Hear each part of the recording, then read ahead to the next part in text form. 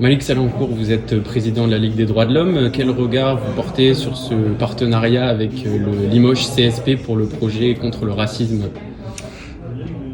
C'est un super projet, parce que justement, jusqu'à présent, on parlait du racisme dans le sport, plutôt dans le football,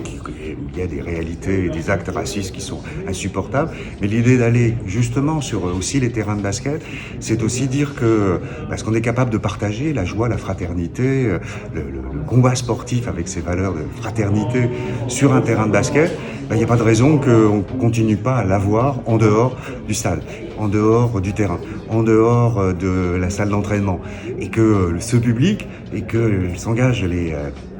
sportifs, et particulièrement ceux de la première division. Ce qui est important, c'est que justement, tous les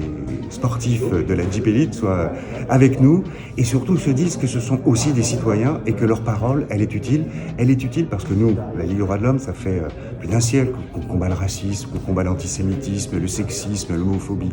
Or, justement, on a besoin d'autres voix pour amener ces débats, pour amener ces réalités et pour que plus personne ne se dise qu'il ne peut pas être écouté, qu'il ne peut pas être entendu, que cette phrase blessante, que cette phrase humiliante, que cette phrase, parce qu'elle est raciste, parce qu'elle est fondée en raison de sa religion, de sa couleur de peau, de son origine, et ben aujourd'hui, on ne peut plus le laisser passer. C'est pas seulement le fair play du sport qu'il faut développer, c'est faire passer un interdit légal comme étant aujourd'hui quelque chose d'inacceptable. Et cette superbe mobilisation de tout le staff du Limoges CSP, de toute l'équipe sportive, mais aussi de toute l'équipe pédagogique, ça va nous permettre de reprendre d'autres façons ce combat, parce qu'aujourd'hui, c'est bien ça qu'il faut combattre, le racisme et l'antisémitisme.